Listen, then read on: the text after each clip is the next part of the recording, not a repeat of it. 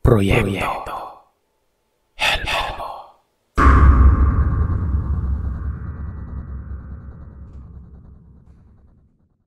Kwento ito ng aking ama noong kabinataan nila. Si tatay ay pangalawa sa tatlong magkakapatid. Pangalanan na lamang natin silang Leopoldo, ang panganay. Tatay Ramon ang tatay ko. At ang bunso nilang kapatid na si Tio Kulas. Silang tatlo ay pinaghiwalay ng tadhana kung tawagin.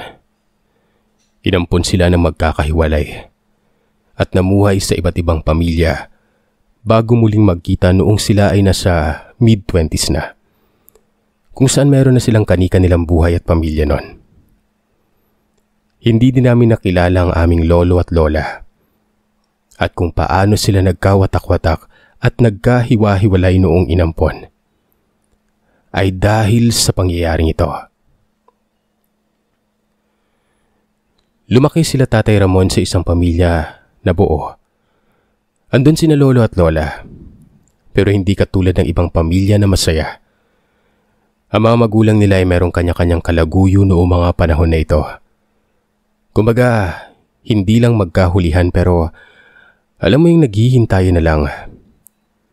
Nasa 14, 13 at 11 anyos noon sila tatay.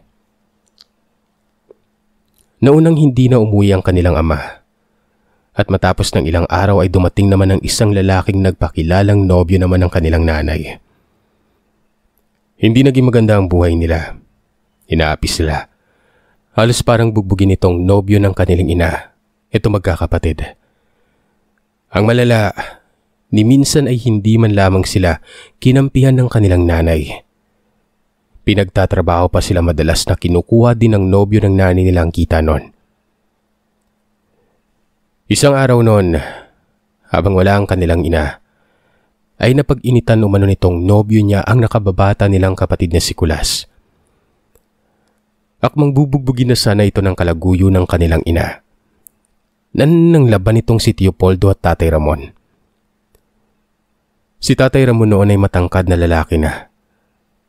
Ang nobyo kasi nito ng kanilang nanay ay talagang matatawag mong punggok. Nagawa nila itong pagtulungan. Pinaghahampas ng kung anong pwede nilang makuha nun.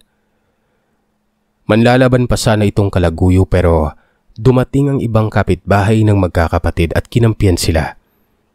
Dahilan para tumakas o tumakbo palayo ang nobyo niya na ito. Yun nga lang Sir Seth, nung umuwi ang kanilang ina, imbis na alamin ang nangyari ay nagawa pa sila nitong palayasin. Walang nagawa ang magkakapatid kundi mag-alsa balutan. Gusto pa nga sana silang kukupin ng isang kalapit-bahay nila noon pero dahil sa iya na rin at hindi naman lahat sa pamilya ng kapitbahay na inatanggap sila, tumanggi na lamang silang magkakapatid. Sa madaling salita, naglagalag sila ng ilang araw. Nung una, ang habol nila ay makarating sa isa sa mga kapatid ng kanilang namayapang lolo. Pero napakalayo ng lugar na yon. Ilang daang kilometro ang aabutin. Tsaka ilang araw din sila sa may kalsada para maglakad nun. Pero saan sila pupunta, di ba? Sa kanilang paglalakad ay may mga nadaanan naman silang mga barangay. Merong mga nagawang bagyan sila ng pagkain dahil na rin sa paghihingi nila. Lalo na at cute-cute to numano ang bunso nilang si Kulas. Kulot, mukhang Santo Niño.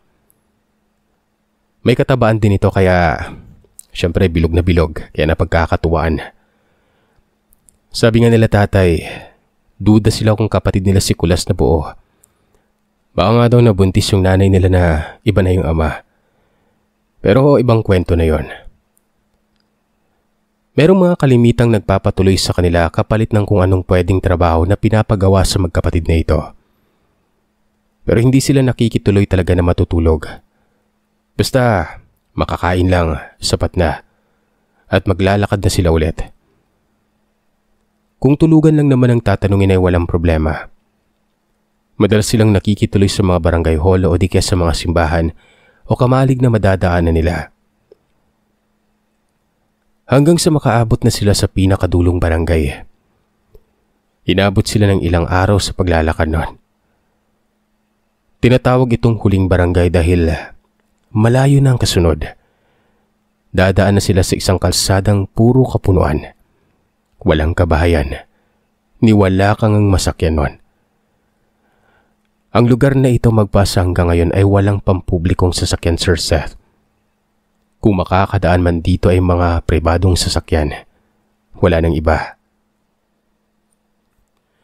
Bago pa yun ay lumagi muna sila sa isang bahay na tinanggap silang magtrabaho. Matanda na rin ito at ang kasakasama ng matandang lalaki na ito ay ang kanyang anak na lalaki din. Pinilit sila ng matandang lalaki na magpalipas na ng gabi sa bahay nila dahil aabutin sila ng ilang oras bago makapagtumbok sa kabilang bayan. Kaya naman pumayag na rin sila Teopoldo na ipagpabukas na lamang ang kanilang paglalakad noon. Maayos naman silang tinanggap ng matanda at inoferan pa nga na pwede na silang tumira doon. Pero desidido talaga sila tatay na abutin ang lugar. Sumunod na araw ay sinamahan sila ng matanda at ng anak nito na baybayin ang lawak ng bakanting kalsada na yon. Isipin niyo, Sir Seth, sa ilang araw na paglalakad nila tatay ay wala man lamang dumaang mga sasakyan.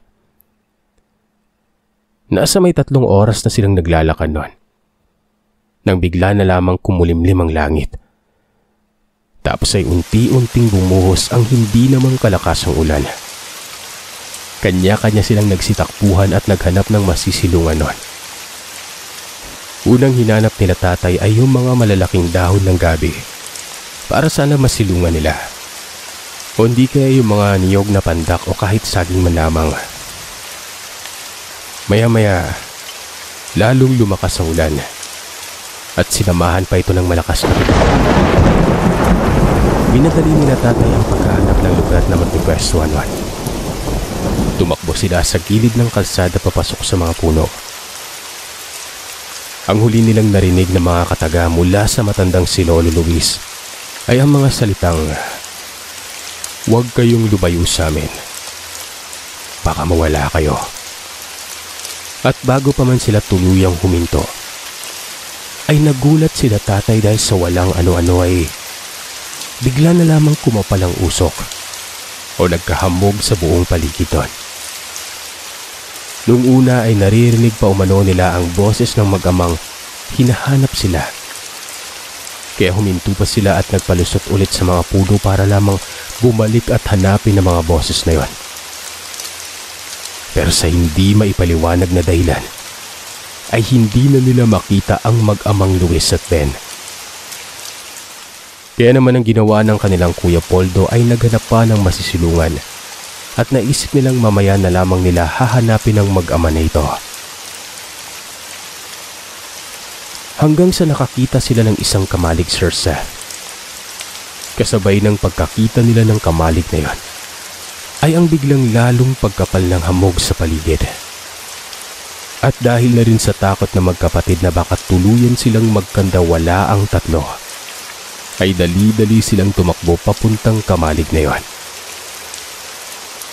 Nung papalapit naman na sila, bigla namang bumukas ang pintuan. At merong lumabas na isang babae na nasa magsi-50 anyos pa lamang nun. Dali-dali namang pumasok sila tatay kasi yung mukha ng babaeng ito para din namang nag-aalala talaga sa kanila. "Halika kayo dito.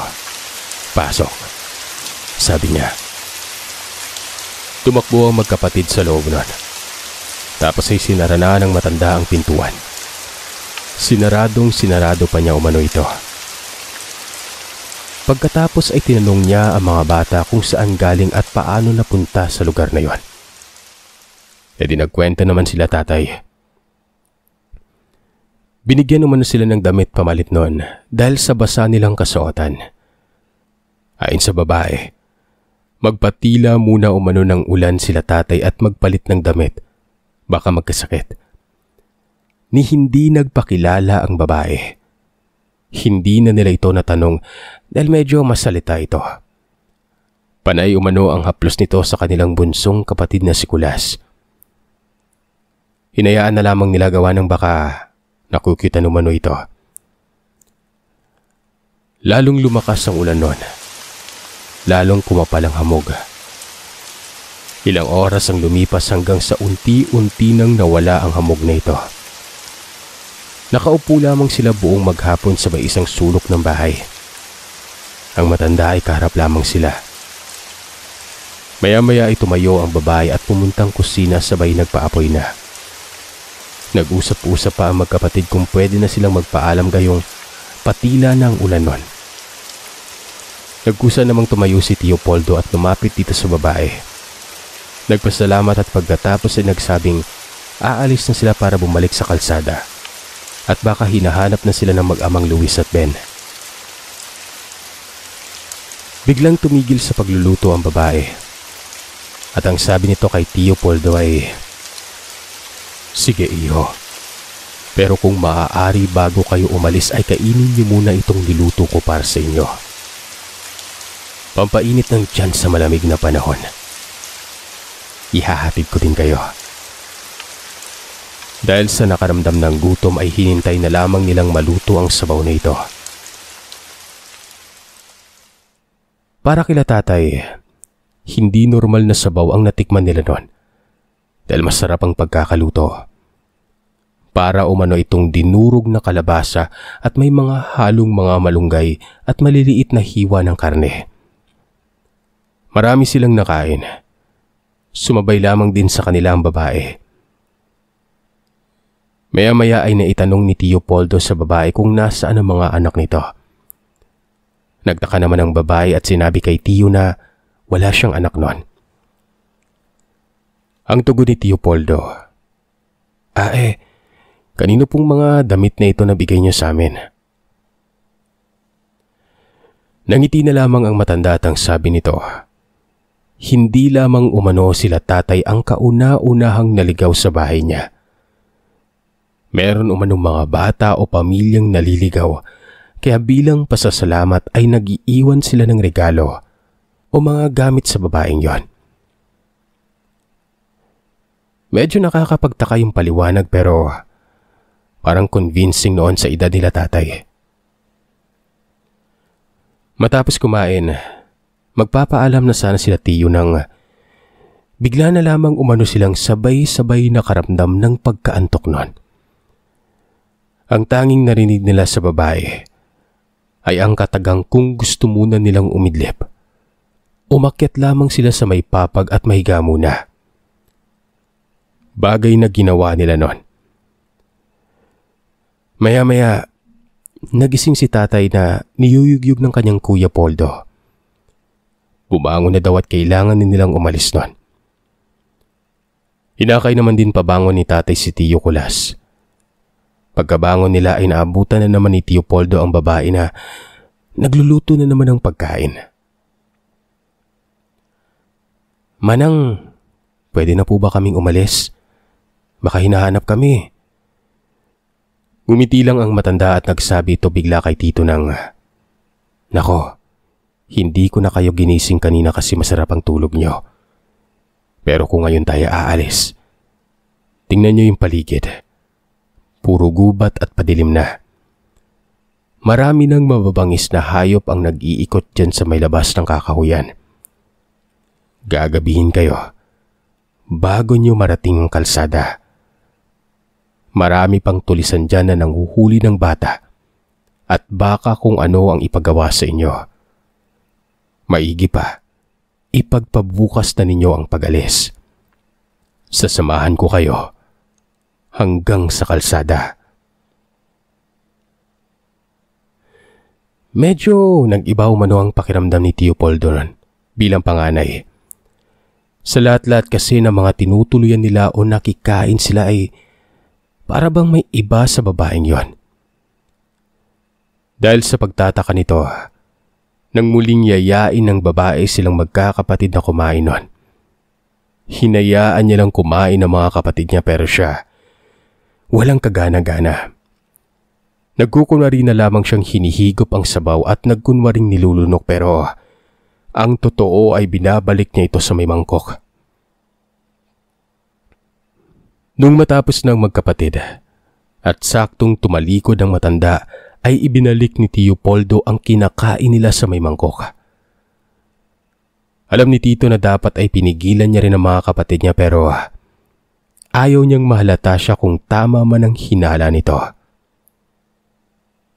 Unang-una kasi, wala silang matatakbuhan ng gabing yon. Hindi din sila sigurado kung saan sila pupunta. At yun na nga, maya-maya pa ay nakaramdam na naman ng antok sila tatay at Tio Kulas. Nang mapansin ito ng babae ay kitang-kita ni Tio Poldo ang pagngiti nito. Kaya naman nag-antok-antukan na rin si Tio Poldo noon. Dali-dali silang hinatid ng babae sa may papag. Humiga sila. Pagkahiga ng magkakapatid ay napansin kaagad ni Tio Poldo ang biglang lalim ng paghinga ng mga kapatid niya. As in bagsak na bagsak ang mga mata ng mga ito. Inisa-isa silang alugin ng babae. Hindi pumalag si Tio Poldo kahit na naramdaman niya sa balat niya na bumaon ng konti ang kuko nito. Biglang tumawa ng mahina ang babaeng yon. At sinabi nito na, meron na naman kaming paghahatian ng mga kapatid ko. Sabay bumaba ito.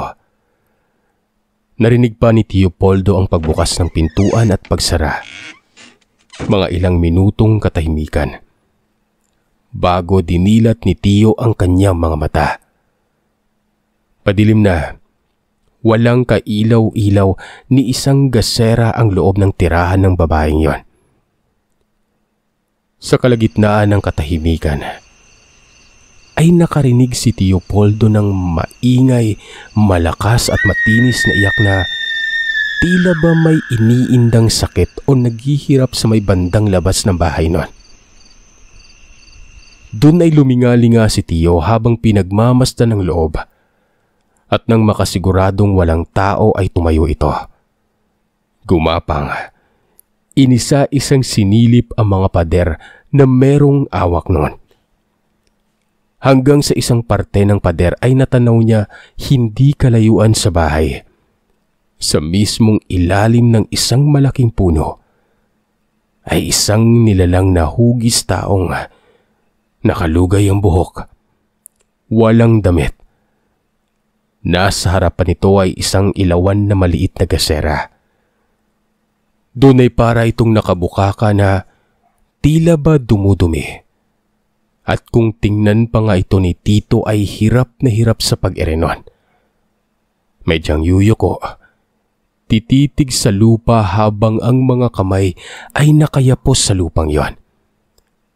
Tapos ay biglang aangat ang ulo ng dahan-dahan na tila bigat na merong kung ano sa batok niya.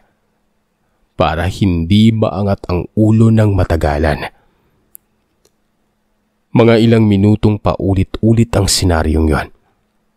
Hanggang sa isang iglap. Sa gulat ni Tio Poldo ay bigla na lamang nagwagayway ang buhaghag nitong buhok. At tila ito naging isang kapa o pakpak na nilutang ang nilalang na yon sa hangin. Kasabay noon ay ang pag-angat din mismo ng katawan ng may-ari ng buhok na yon. At para itong kung anong ibon na lumutang palayo sa bahay. Dali-daling tumakbo si Tio Poldo pabalik sa mga kapatid niya. Pinilit niyang gisingin sila tatay pero walang nangyayari nun. Napakalalim ng tulog ng dalawa niyang kapatid. Ang ginawa ni Tio Poldo ay nilibot ang paningin sa labas na baka sakaling matanaw niya ang kalsada. Pero para talagang kumpirmado na nasa gitna sila ng gubat noon. Niyugyog, tinampal-tampal ni Tito ang dalawa. Hanggang sa maisipan niyang kumuha ng tubig sa may tapayan at hinilamos umano sa mukha ng mga ito. At doon na ay unti-unting nagising ang dalawa. Sinigawan niya ang dalawa na bumangon na. Tumakbo at kailangan nilang tumakas. dahil hindi tao ang tinutuluyan nila noon. Sumunod naman sila tatay. Lumabas sila ng bahay. Lumayo sila doon sa niliparan ng nilalang. Takbo lamang sila ng takbo noon. Wala silang ginawa kundi ang sugurin ang mga kapunuan. Ang pagkakaalala at sigurado silang magkakapatid noon. Mula sa bahay na tinakasan nila, ay tuwid lamang ang kalsadang tinatahak nila. Niwala silang lingon-lingon. Kaya naman noong makakita sila ng isa pang bahay ay parang gumaan ang pakiramdam nila. Tumakbo sila sa bahay na yon. Nagbabaka sakaling makahingi ng tulong. Pero napatigil si Tio Poldo nang makita niya ang dinaanan nila. Isang hubad na kasuotan. At sa tabi ng hubad na damit na yon ay isang gasera. At yun ay nakapwesto sa isang ilalim ng puno. Parang may mali, sabi niya. Hanggang sa pagdating nga nila sa malapit sa bahay na ito, ay nagulat siya nang mapagtantong ang bahay na yon ay ang bahay kung saan sila tumakas. Na ibig sabihin ay bumalik lamang sila sa kung saan sila galing noon. Umikot sila ng umikot sa bahay na ito. Tanong sila ng tanong sa kanilang mga sarili kung paano sila bumalik lamang doon. Paanong hindi man lamang sila nakalayo kahit ilang minuto na silang palaboy-laboy na tumatakbo palayo dito. Maya-maya pa, may narinig silang hiyaw na magkakapatid. Galing ito sa taas. Kitang-kita nilang tatlo ang pagbaba ng isang nilalang papunta sa punong yon, kung saan iniwan din ng babae ang kanyang kasuotan at gasera. Doon ay hinatak ni Tio ang mga kapatid sabay takbo, palayo sa bahay na yon. Takbo sila ng takbo kahit na naroroon ang pakiramdam na tila may sumusunod sa kanila mula sa itaas. May anino ng tila lumilipad na kung anong merong pakpak noon. Pero maya-maya pa, ay bigla na lamang itong nawala. Hindi binitawan ni Tio Poldo ang kamay ni Kulas, samantalang si tatay ay sumusunod. Mga mahigit 10 minuto na umano silang tumakbo noon, nang mapatigil si Tio Poldo. Sa kadahilanang naroroon na naman sila sa tapat ng bahay ng babae. Tatakbo pa sana si Tio habang hawak-hawak ang Tio Kulas. Pero nagulat na lamang siya nang nasa harapan na niya ang matandang babaeng nakangiti nun. At tinatanong siya kung saan sila pupunta.